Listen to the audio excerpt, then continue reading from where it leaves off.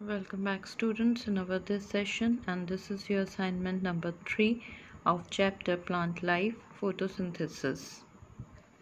Now in today's assignment we are going to see the activity 2 to demonstrate that chlorophyll is necessary for photosynthesis.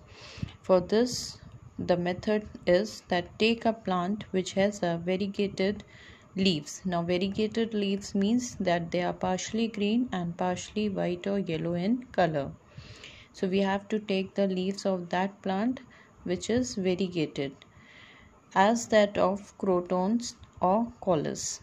Now croton and callus, they are the green portions contains chlorophyll, whereas the white portion they lacks chlorophyll. So we have to take that plant whose leaves are variegated and they have croton or callus, means they are having the green portion as well as they are having the white portion also. Now destarch the plant by keeping it in a dark room for 48 to 72 hours. You have to keep the plant for at least 48 to 72 hours to destarch the leaf of that plant. Then later place the plant in the sun for 2 days. Then after destarching the leaves of that plant, you have to keep that plant in the sun for at least 2 days. Then pluck the variegated leaf and trace its outline on a sheet of paper to mark its green and non-green areas. Then after that what you have to do is you have to pluck the leaf of that variegated plant and then you have to trace it on the sheet of a paper, and then you have to mark the parts which are green in color and the parts which are non-green. Then boil the leaf in alcohol to remove chlorophyll. Then when you boil it with the alcohol, the leaf will become decolorized. As you can see in the picture also, I'll show you the picture. Here it is a leaf of variegated plant, and when you just boil that leaf with the alcohol, what happens is that it loses its color. The leaf become decolorized. You can see here the leaf that removes the chlorophyll from the, here you can see that there is a leaf which on boiling remove its color. Then you can see in the C part the decolorized leaf. Now wash the leaf with water to remove any chlorophyll sticking to it. Then what you have to do is when you boil it with alcohol, after boiling you have to wash it with water so that no chlorophyll is sticking to the leaves.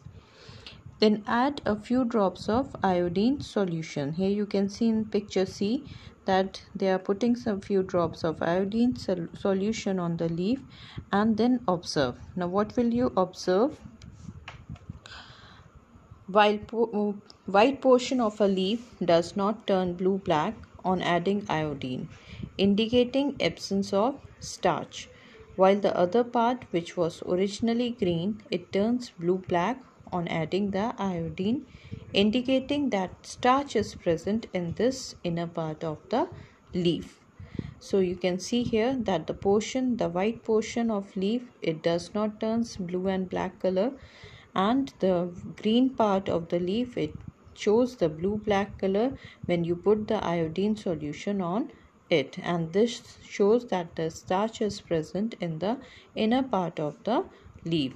Now the conclusion or result: starch is formed due to photosynthesis, and photosynthesis occurs in that portion of leaf where chlorophyll is present. Hence it can be said that chlorophyll is necessary for photosynthesis. Now children, you have to write this activity in your copies, and you have to draw this diagram also in your copies, and you have to label it also. Now we come to the second part of the chapter, that is essential raw materials for photosynthesis. Now the essential raw materials which are required for photosynthesis process are carbon dioxide, water and sunlight or solar energy. Now the carbon dioxide, it is the raw material used for the formation of glucose. Then land plants, they obtain carbon dioxide from the atmosphere through the stomata. This we all know that the plants take the carbon dioxide which are present in the atmosphere, and for this the stomata, the tiny pores that are present on the leaf surface, they plays a great role in absorbing that carbon dioxide from the atmosphere. Now the second raw material is water. Water is the second raw material for the process of photosynthesis. Plants absorb water from the soil with the help of their root system. This we all know that the plants, they take in water with the help of the roots. Then other materials like nitrogen, phosphorus, iron and magnesium are taken up from the soil. They take all the other materials, all the other minerals from the soil. Now the third part is solar energy. For the process of photosynthesis, solar energy is needed.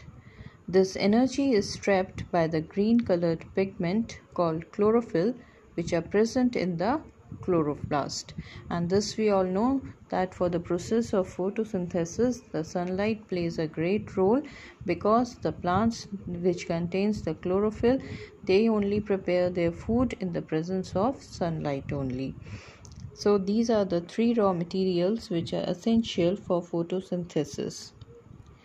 Now we can see here few points are there. Fact file. First point is the process mostly takes place in the chloroplast of plant leaf mesophyll cells.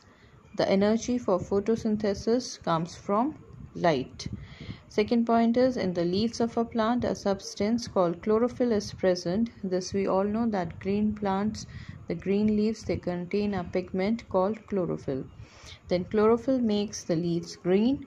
It also traps the energy from the sun so that the plant can use it and they can make the food for the whole plant. Now photosynthesis depends upon temperature. It does not occur during the high temperature or very low temperature. So this is also one of the conditions that photosynthesis, that it depends totally on the temperature.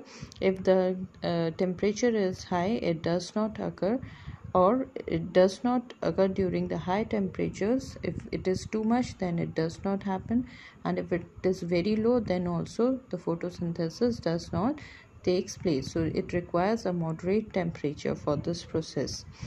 Then photosynthesis is the process where a plant uses the sun energy to turn light energy into chlorophyll. Now children, this is all about this session. Soon I upload the next video for you all. Till then, thank you.